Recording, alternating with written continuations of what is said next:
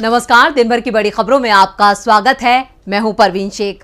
आज इस बुलेटिन में बात होगी विपक्षी एकता से मुश्किल में आई बीजेपी की, अमेरिकी जांच से अडानी को लगे जोरदार झटके की, बात करेंगे पत्रकार के सवाल पर बुरे फंसे पीएम मोदी की, साथ ही जानेंगे क्यों मध्य प्रदेश में दलितों के मुद्दे पर घिरी बीजेपी, और बुलेटिन के आखिर में बात होगी महिलाओं को लेकर सीएम गहलोत के बड़े ऐलान की। इसके साथ ही और भी कई बड़ी खबरों से आपको करवाएंगे रूबरू, लेकिन तमाम बड़ी खबरों से पहले एक नजर सुर्खियों पर। पटना से राहुल गांधी का बड़ा ऐलान, नफरत को नफरत नहीं हरा सकती है, नफरत को सिर्फ मोहब्बत हरा सकती है। विपक्षी एकता की महाबैठक को लेकर अमित शाह ने कसा तंज, कहा पटना में विपक्षी एकता सिर्फ फोटो सेशन, 2024 में मोदी 300 से ज्यादा सीटें लाकर तीसरी बार बनेंगे पीएम।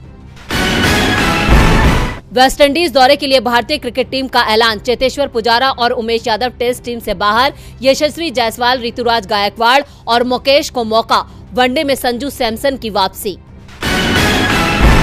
बड़ी गिरावट के साथ बंद हुआ शेयर बाजार, सेंसेक्स 260 अंकों की गिरावट के साथ 62,979 पर हुआ बंद, निफ्टी 106 अंक लुढ़ककर 18,665 पर हुआ बंद।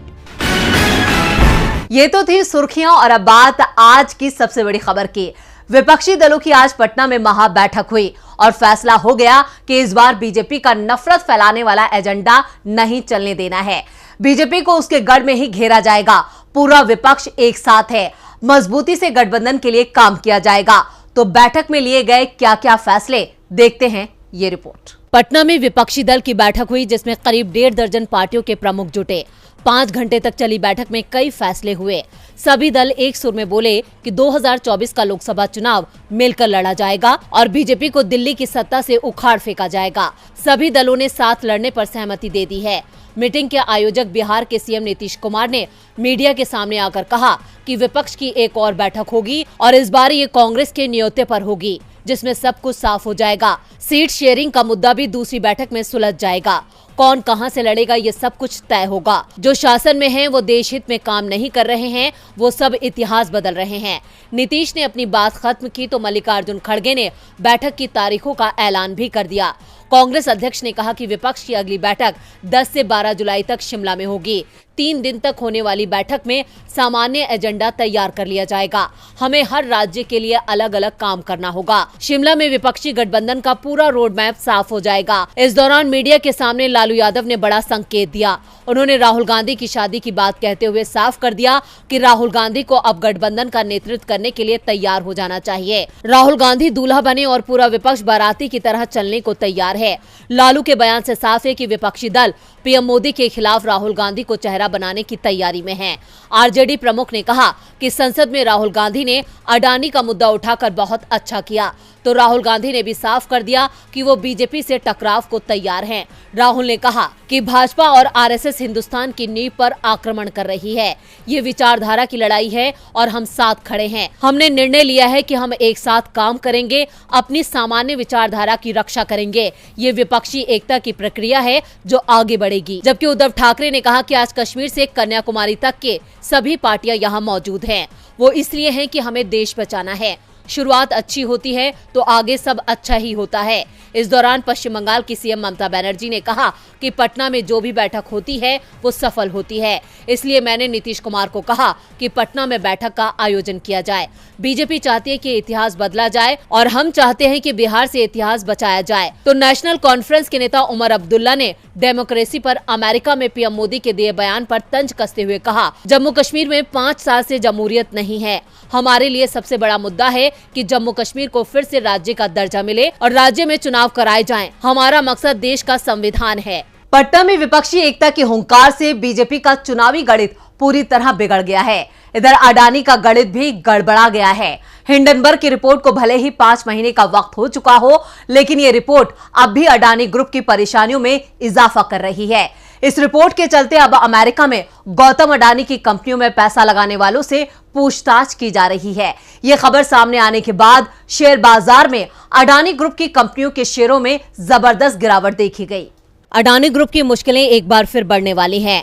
भारत में सेबी पहले ही सुप्रीम कोर्ट के आदेश के बाद अडानी ग्रुप के खिलाफ जांच कर रही है।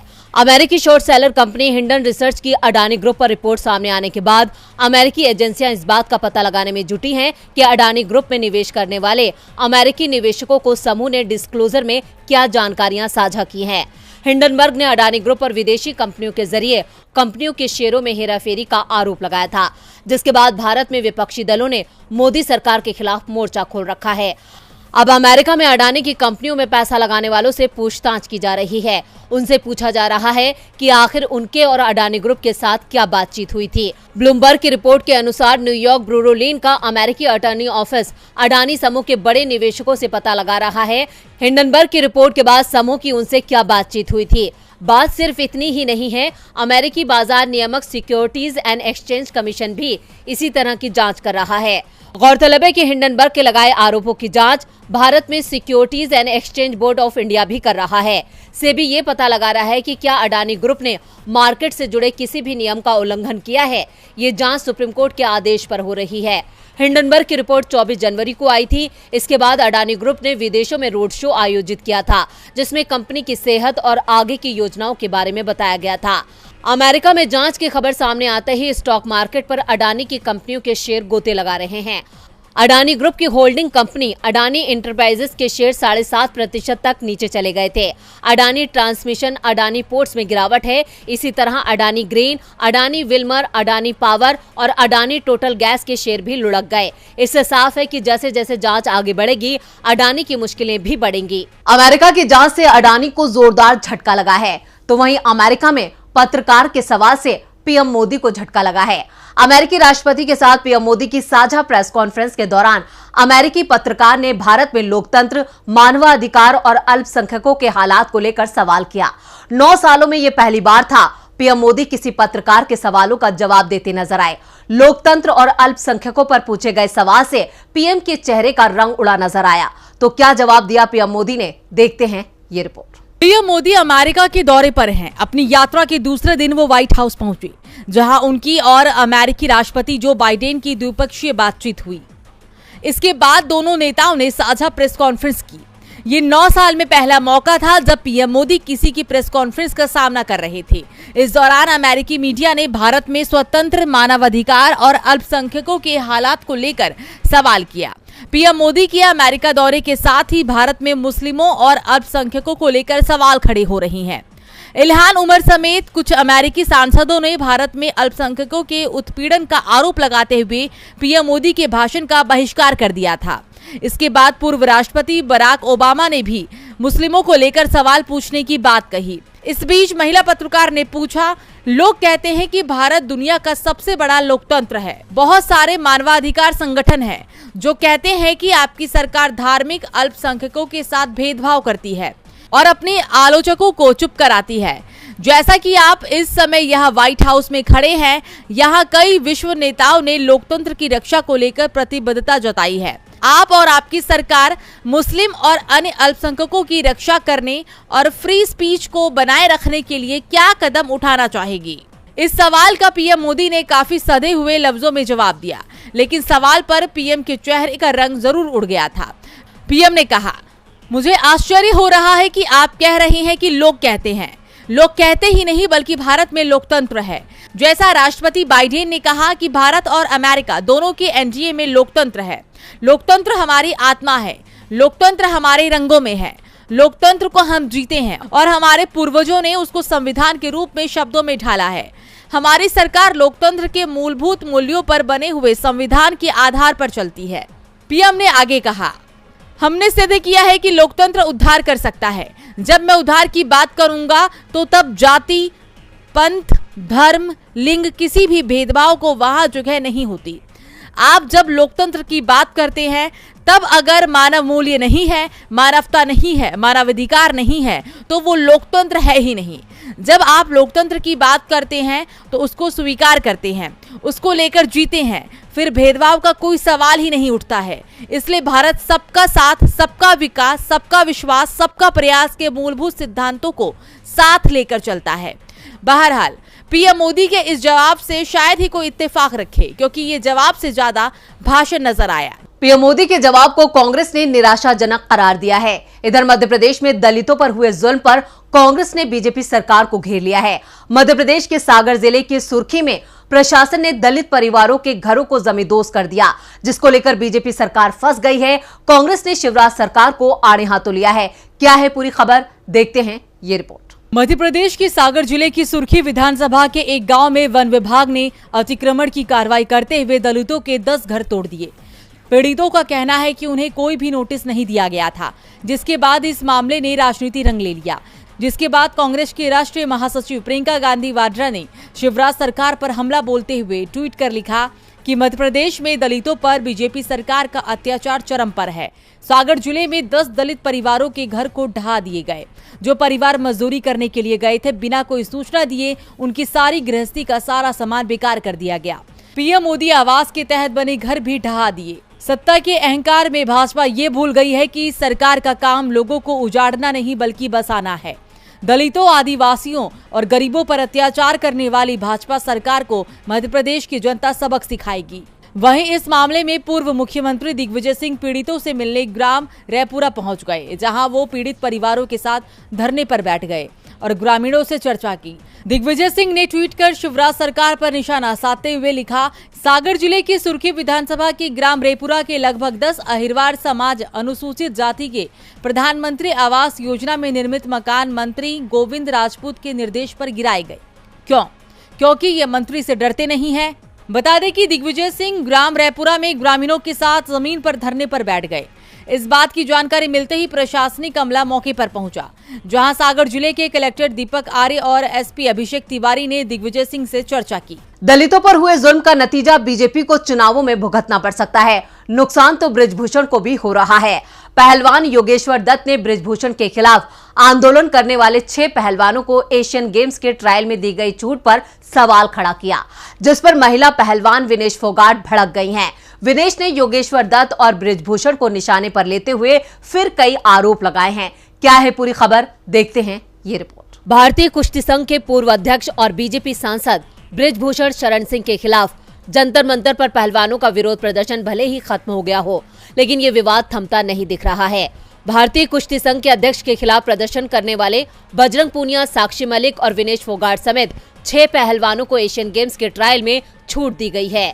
पहलवानों को छूट देने के मामले में ओलंपिक में पदक जीतने वाले पहलवान योगेश्वर दत्त ने ऐतराज जताया है। उन्होंने पहलवानों पर सवाल खड़े किए थे कि क्या धरना देने वाले पहलवानों का यही मकसद था। इस मामले में अब विनेश फोगाट ने योगेश्वर दत्त पर हमला बोला है। उन्होंने लंबा चौड़ा ट्वीट कर योगेश्वर पर कई गंभीर आरोप लगाए हैं। उन्होंने लिखा है, योगेश्वर दत्त का वीडियो सुना तो उसकी वो घटिया हंसी दिमाग में अटक गई। वो महिला पहलवानों के लिए बनी दोनों कमेटियों का हिस्सा था। जब कमेटी के सामने महिला पहलवान अपनी आप बीती बता रही थी तो वो बहुत घटिया तरह से हंसने लगा। बोला कि ये सब तो चलता रहता है, इसको इतना बड़ा इशू मत बनाओ। वो पहले ही सरेआम महिला पहलवानों के खिलाफ बयान दे रहा था, उसके बावजूद उसे दोनों कमेटियों में रखा गया। विनेश ने आगे लिखा है, वो पहलवानों और कोचों को महिला पहलवानों के आंदोलन में शामिल होने से लगातार रोकता रहा। सारा कुश्ती जगत समझ गया था कि योगेश्वर बृजभूषण की थाली का झूठा खा रहा है। इसके बाद उन्होंने लिखा, समाज में कोई भी अन्याय के खिलाफ आवाज उठाता है तो योगेश्वर जरूर उल्टियां करता है। पहले किसानों, जवानों, छात्राओं, मुसलमानों, सिखों पर घटिया टिप्पणी की और अब महिला पहलवानों को बदनाम करने में लगा हुआ है। समाज से गद्दारी के कारण ही 2 बार चुनाव में औंधे मुंह गिरे हो तुम, और मैं चैलेंज करती हूँ कि कभी जिंदगी में चुनाव नहीं जीतोगे। और बुलेटिन के आखिर में बात महिलाओं को लेकर सीएम गहलोत के ऐलान की। राजस्थान में कभी भी विधानसभा चुनाव का बिगुल बज सकता है, जिसे लेकर राजनीतिक दलों ने अपनी कमर कस ली है। बीजेपी से लेकर कांग्रेस तक सत्ता पाने की जुगत में है, लेकिन इस रेस में कांग्रेस आगे निकलती नजर आ रही है। इसकी वजह है सीएम गहलोत की जनता को राहत देती बड़ी घोषणाएं। आज उन्होंने महिलाओं को लेकर बड़ा ऐलान किया जो बीजेपी को परेशान कर सकता है। देश में किसी भी चुनाव में आधी आबादी की भूमिका बेहद अहम होती है। इस बात को सभी राजनीतिक दल बखूबी समझते हैं। यही वजह है कि जब जब लोकतंत्र का महापर्व आता है तब तब महिलाओं को लुभाने की कोशिश होती है। अब राजस्थान में भी चुनाव के मद्देनजर सीएम गहलोत महिलाओं को अपने पाले में करने की जुगत में हैं। राज्य सरकार ने रोडवेज की बसों में सफर करने पर महिलाओं के लिए रियायत का दायरा बढ़ाया है। सभी बसों में महिलाओं को 50% की रियायत दी जाएगी। अभी केवल साधारण श्रेणी की बसों में यात्रा करने पर महिलाओं को 50% की छूट दी जा रही थी।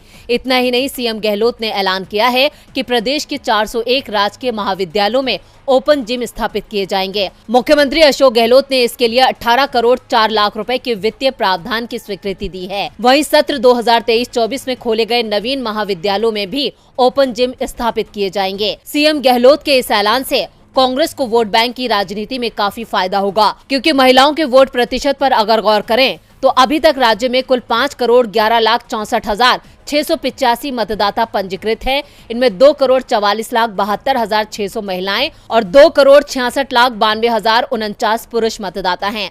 आंकड़े साफ बयां कर रहे हैं कि चुनाव में महिलाएं काफी मायने रखती हैं। इसलिए सीएम गहलोत की नजर भी उन पर है। अब देखना होगा कि इस राहत से कांग्रेस को कितना फायदा होता है। तो आज इस बुलेटिन में इतना ही। देखते रहिए डीबी लाइव। नमस्कार।